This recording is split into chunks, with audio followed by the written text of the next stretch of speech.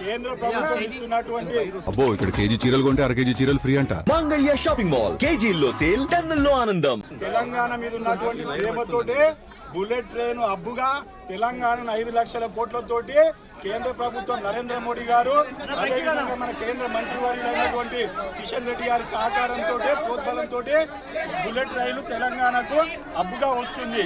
కానీ తెలంగాణ ఏదైతే bullet train ఉందో మేము అడ్డం కాదు, పొడుగు కాదు. ఇక్కడ ఉన్నటువంటి రైతులు దాదాపుగా 3 పర్యాల నుంచి 3 తరాల నుంచి ఈ రైతులు ఇక్కడ పంటలు పండించుకుంటూ ఉన్నారు. వాళ్ళను మభ్యపెట్టి మోసం చేసినటువంటి గతంలో ఉన్న టీఆర్ఎస్, ఇప్పుడు ఉన్నటువంటి కాంగ్రెస్, ఇక్కడ ఉన్నటువంటి ఎంపీ ఎమ్మెల్యే ఎవరైతే ఉన్నారో గతంలో అయినా ఏ పార్టీ వస్తే ఆ పార్టీలకు ఏమని అంటే కాశ్మీర్ కూడా, గండి కూడా, బహదూర్ కూడా, కొత్వాల్ కూడా పొలాల కోసమే నేను పార్టీ మారుతున్నా అని చెప్పినటువంటి వ్యక్తే మన యొక్క ప్రజాప్రతినిధి, ఇక్కడ ఉన్నటువంటి ఎమ్మెల్యే. కానీ ఏ రోజు వాళ్ళ గురించి పట్టించుకున్న పాపాన పోలే. ఈ రైతుల గురించి దాదాపుగా 3 తరాల నుంచి ఇక్కడ వాళ్ళ పొలాలు వాళ్ళు సాగుబడి చేస్తున్నారు. ఈ పొలాలు ఇవ్వమని చెప్పి మేము బీజేపీ డిమాండ్ చేస్తున్నాం. ఇది రాష్ట్ర ప్రభుత్వం ఇవ్వాల్సినటువంటి పని. కేంద్రం నిధులు ఇస్తుంది, మీరు వీళ్ళ పొలాలు వాళ్ళకు సమకూర్చే ఎక్కడున్న వాళ్ళని చూపించాలి. ఎందుకంటే ఇక్కడ వాళ్ళు విద్యావేత్తలు గారు, వాళ్ళు స్థానికంగా పూలు, పంటలు, పండ్లు ఇలాంటి కూరగాయలు పండించుకుంటూ వాళ్ళు వ్యవసాయం జీవనోపాధి కొనసాగిస్తున్నటువంటి తాడిత పీడిత బడుగు బలహీన వర్గాలకు సంబంధించినటువంటి ప్రజలు ఉన్నారు. కావున మా ప్రధానమైనటువంటి డిమాండ్, మా రంగారెడ్డి జిల్లా తరఫున భారతీయ జనతా పార్టీ తరఫున మేము ప్రధానమైనటువంటి డిమాండ్ ఒకటే, మాకు వాళ్ళకు ఇవ్వాల్సినటువంటి పొలాలు ఇవ్వండి.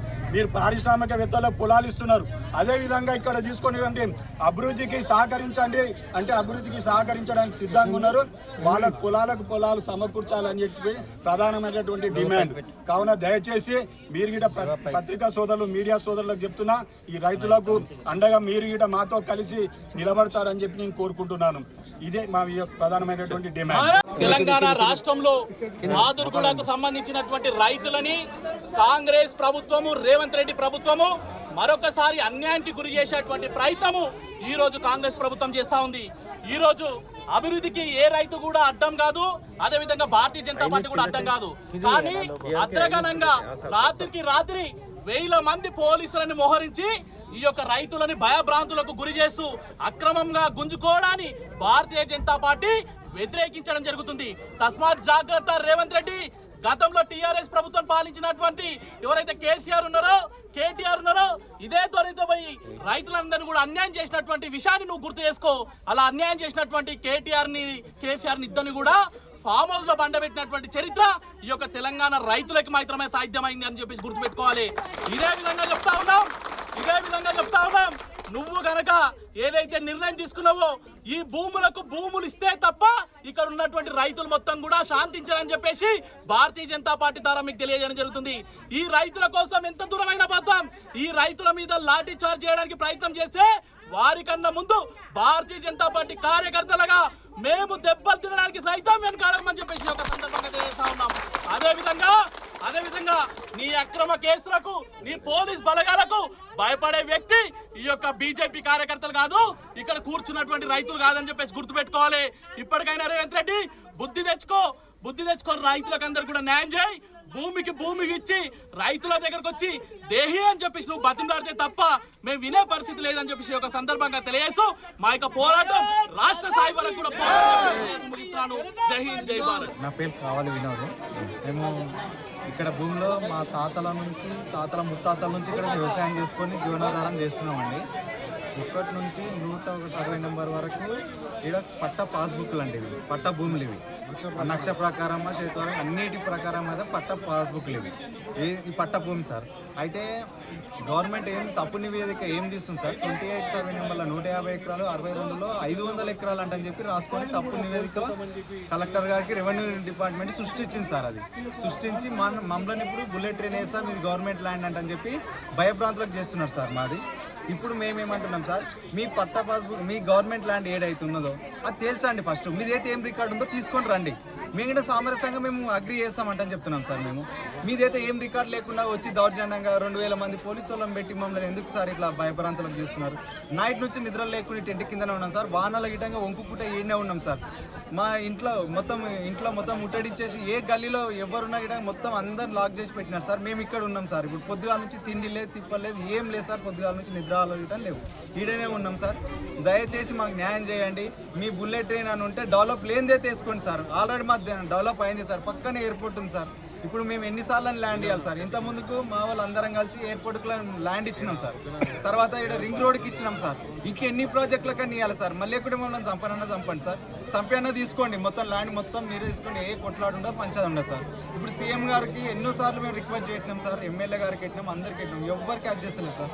ఇప్పుడు సీఎం గారు వాళ్ళ మన్మన్కి పూరీలు వేసి మంచిగా చేస్తున్నాడు సార్. పూరీలు వేసి వాళ్ళ మన్మన్కి మంచిగా తినబెడుతుంది సార్ ఏసీలో కూర్చొని. ఇక్కడ చూడు సార్ ఒకసారి ఇంతమంది ఆవేదన చూసినాను సార్. ఒకసారి తెలుస్తుంది ఆయన రైతు బిడ్డ అంటున్నాడు సార్. ఒకసారి ఆయన ఏం చేస్తున్నారు సార్? నిన్నేమన్నాడు సార్? రక్తం జల్లురు అంటే అని చెప్పి అన్నాడు. ఇప్పుడు నిజానే చల్లుతున్నాడు సార్. మా రక్తాలతోటి అంత జల్లి అంతా తీసుకుంటున్నాడు సార్. మీరు తక్షణమే న్యాయం చేయండి సార్. మాకు పట్టా పాస్బుక్లు ఇప్పించేటట్టు చేయండి సార్. మీ మీడియా ద్వారా ఒకటే కోరుకుంటున్నాం సార్. రేవంత్ రెడ్డి గారు మా ఆల్రెడీ డెవలప్ అయింది. మేము అమ్ముకొని రియల్ ఎస్టేటర్లం కాము సార్. మేము వ్యవసాయం చేసుకొని బతకాలని మేము కోరుకుంటున్నాం సార్. ఒక్కటి విన్నపిస్తున్నాం సార్ మీతో. నాకు 4 కొడుకులు సార్. నాకు 4 కొడుకులు. భూమి ఉన్నది సార్, 8 ఎకరాల భూమి ఉన్నది. కానీ నేను అమ్మలేదు. భూమి ఎట్లే ఉన్నది. మా మామలు చేసిరు అదే భూమి. మన దాన్ని కట్టుకుని మేము చేసుకుంటూ వస్తున్నాం సార్. మేము మట్టి తిని మట్టి కట్టుకున్నాం సార్.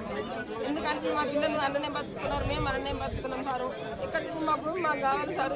చిన్న పిల్లలు తీసుకొని పోతాం మేము.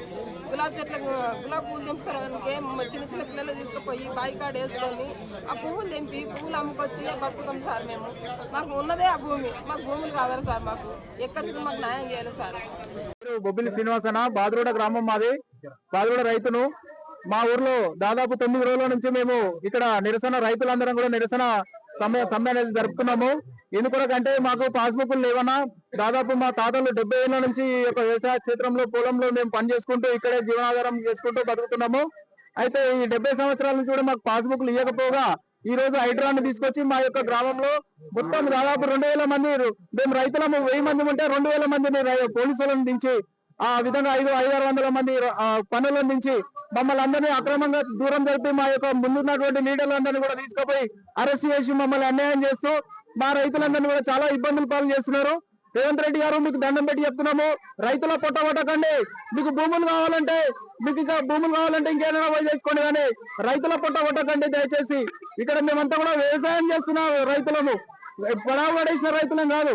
భూములు పడావు పడేసి ఏదో భూస్వాములం కాదు. మేము ఉన్నా కూడా 1-2 ఎకరాలు ఉన్న రైతులమే. కాబట్టి మా యొక్క డిమాండ్ ఏంటంటే మాకు ఎంబడే పట్టా పాస్బుక్లు ఇప్పించాలి. పట్టా పాస్బుక్లు ఇప్పించి మా రైతులందరూ కూడా న్యాయం చేయాలి. ఒకవేళ మీరు ఇది నిజంగానే మీరు ఇక్కడ బుల్లెట్ ట్రైన్ ప్రాజెక్టు కనుక ఇచ్చినట్లయితే పట్టా పాస్బుక్ దారులకు ఎంతైతే హక్కులు ఇస్తారో, ఎంత పట్టా పాస్బుక్లకైతే పారితోషికం ఇస్తారో అంతా ఇక్కడ కల్పించాలి. మాతో ఎలాంటి చర్చ జరపకుండా రైతులతోని ఒకసారి ఎంఆర్ఓ ఆర్డీఓ గారు పిలిపించారు, కలెక్టర్ గారు పిలిపించి మీకు ఇంత ఇస్తామయ్యా 300 గజాల బదులు 500 ఇస్తామన్నారు. ఇది గవర్నమెంట్ భూమి అయితే 300 గజాలు ఇవ్వాలి, కానీ 500 గజాలు నువ్వు ఎట్లా ఇస్తావు సార్ అని అడిగినాం. అడిగితే లేదు మేము చట్టం ఎట్లానే వేయచ్చు అన్నారు. మా ఎమ్మెల్యే గారు అన్నది 600 గజాలు ఇప్పిస్తా తమ్మి అన్నాడు. మేమన్నా మాకు వద్దు సారు, మాకు మా పొలాలే కావాలి, మాకు పాస్బుక్లు కావాలి, మాకు పాస్బుక్లు ఇప్పియండి, మేము మా పొలంలో వ్యవసాయం చేసుకుని బతుకుతామని చెప్పినాము. రైతులు ఒప్పుకోకుండా అధికారికంగా కలెక్టర్ గారు కానీ అధికారులు కానీ ఎలాంటి నోటిఫికేషన్ ఇవ్వకుండా డైరెక్ట్ వచ్చి ఈ రోజు రాత్రి నుంచి ఇక్కడే పడుకున్నాం. మేమంతా రైతులం పొద్దున్న 4 గంటల నుంచి మొత్తం హైడ్రా టీం దించి అక్రమంగా మా యొక్క పొలాలను ఆక్రమించే ప్రయత్నం చేస్తున్నాడు. ఇది మేమందరం కూడా తీవ్రంగా ఖండిస్తున్నాం. రైతులందరము దయచేసి మీరు మీడియా ద్వారా మిమ్మల్ని అందరినీ కూడా వేడుకుంటున్నా, మీడియా మిత్రులను కూడా వేడుకుంటున్నా, మీరు మా రైతులందరూ కూడా న్యాయం చేయాలని కోరుకుంటున్నాం. మాపై దౌర్జన్యాన్ని మేము చాలా తీవ్రంగా ఖండిస్తున్నాము. మరి అధికారులకు ఈ రోజు ఏదైతే రాష్ట్రాన్ని పాలిస్తున్నటువంటి సీఎం గారికైనా పిఎం గారికైనా ఎక్కడ న్యాయం జరుగుతుంది అంటే కోర్టులోనే న్యాయం జరుగుతుందని మనం అందరం గినంగా భారతదేశంలో ఉన్నటువంటి పౌరులం అందరం గినంగా నమ్ముతాము. కాబట్టి మాకు ఈ భూముల మీద గినంగా మీకు ఎలాంటి హక్కులు లేవంటని చెప్పి మాకు ఎంఆర్ఓ ఆర్డీఓ కలెక్టర్ గారు చెప్పినప్పుడు మా దగ్గర ఉన్నటువంటి పేపర్లను వారికి చూపిస్తే వాళ్ళు ఎలాంటి సమాధానం చెప్పలేకపోయారు. మేము ఇవన్నీ గినంగా కోర్టుకు పోయినాము. కోర్టుకు పోతే మాకు స్టే ఆర్డర్ ఇచ్చింది. స్టే ఆర్డర్ గినంగా ఇస్తే సెటర్కో ఆర్డర్ ఇచ్చింది. సెటర్కో ఆర్డర్ ఇస్తే ఈ ఆర్డర్ చూపిస్తే గినంగా తీసి ఏం పనికిరాదని చెప్పి మరి కోర్టుని విధంగా ధిక్కరించి మాపై అలా దౌర్జన్యంగా పొద్దున 6 గంటలకు పోలీసు వాళ్ళందరినీ దింపేసి మమ్మల్ని ఎక్కడికక్కడ దిగ్బంధానికి గురి చేసి మాపై అరాచకంగా మా భూములకు కంచె వేస్తున్నారు. మరి దీన్ని ఎవరైతే మేము అడ్డుకొని చేస్తున్నామో ఇప్పుడే మా పెద్ద మనిషి ఒక ఆయన మాట్లాడుతుంటే, నరసింహ ఆయన పేరు, మాట్లాడుతుంటే ఆయనకు హార్ట్ స్ట్రోక్ గినంగా రావడం జరిగింది. అయినా వీళ్ళ కనికరం లేకుండా గినంగా మమ్మల్ని మాపై దౌర్జన్యంగా దాడి చేసి మా పొలాలకు కంచె వేస్తున్నారు. దయచేసి మేము ప్రభుత్వానికి ఒకటే విన్నవించుకుంటున్నాము, రైతు చేసిన రాజ్యము ఎద్దేటి వ్యవసాయం ఎన్నడిగినా ముందుకు సాగలేదు. మా రైతులు ఇలా మేము పండించే పంట రాష్ట్రంలో ఉన్నటువంటి ప్రతి ఒక్కరికి తింటారు. కాబట్టి మాకు ప్రతి ఒక్క రైతుకి మద్దతు తెలపాలి. ప్రతి ఒక్కరికి ప్రభుత్వం దిగొచ్చి మాకు న్యాయం చేయాలని కోరుతున్నాము. మా భూములకు పట్టా ఇవ్వాలని కోరుతున్నాము. బుల్లెట్ ట్రైన్ అంటని చెప్పి ఇక్కడ ఏదో ఒక ప్రాజెక్టు తీసుకొచ్చి ఇక్కడ పెడదామనుకుంటారు. ఇప్పుడు మన సెంట్రల్ గవర్నమెంట్ ప్రాజెక్ట్ ఇది.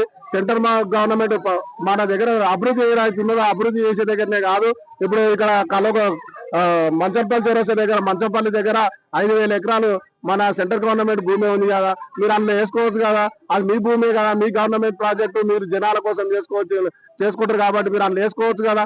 మేము ఏదైతే సాగు చేసుకున్నటువంటి రైతులను నిలగొట్టి మీరు ఇలా ఈ యొక్క ట్రైన్ వేస్తే ఎవరికి పాయిద అవుతుంది అని మేము అడుగుతున్నాము.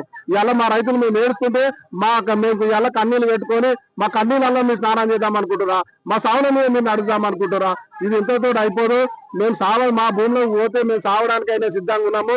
మమ్మల్ని చంపి అయ్యా రేవంత్ రెడ్డి గారు మమ్మల్ని చంపి మా శవాల మీకు నడుచుకుంటూ వచ్చి మా భూములు తీసుకునే పరిస్థితి వస్తుంది.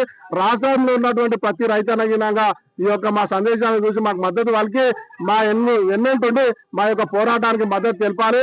మాకు న్యాయం జరిగేదాకా రాష్ట్రంలో ఉన్న రైతులందరికీ చేతులెత్తి జోడిస్తున్నాము. అన్నా మీరు మాకు మద్దతు తెలుపురి. ఇలా మాకు జరిగిన అన్యాయం రేపు పొద్దుగాల మీకు గినంగా జరుగుతుంది. మేము గినంగా వస్తాం. మన రైతులకు చాలా అన్యాయంగా నడిపిస్తున్నారు ఈ ప్రభుత్వము. ఎక్కడ చూడు భూమి వివాదాలు తప్ప ఏదైనా మంచి పని రైతుల కోసం మంచి పని ఇప్పటి వరకు చేసిన పాపాన పోలేదు. అయ్యా రేవంత్ రెడ్డి గారు మిమ్మల్ని మేము ఎన్నో టర్ముల నుంచి మేము ఇష్టవాడి గెలిపించుకున్న వాళ్ళమే. మీరు మాకు న్యాయం చేయండి సార్. మీకు మీ చేతులు వచ్చి జోడించి మొక్కుతున్నా. నెక్స్ట్ వచ్చే ప్రభుత్వం మాదే అని ధీమాగా చెప్పుకుంటున్నాం. ఇలా రైతులు గోసపడుతుంటే నెక్స్ట్ ప్రభుత్వం ఎట్లా వస్తుంది సార్ నేను అడుగుతున్నా. మేము గోసపడుతుంటే మేము ఏడుస్తుంటే మీ ప్రభుత్వం వస్తుందా?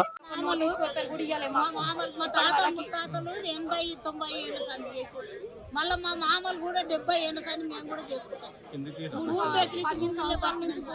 మాకు భూమే కావాలి. మాకు చిన్న పిల్లలు ఉండ్రు భూమి కావాలి.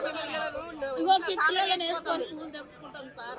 తెప్పుకొని పాప పోయి బతుకున్నాం సార్. కైతం చేసుకొని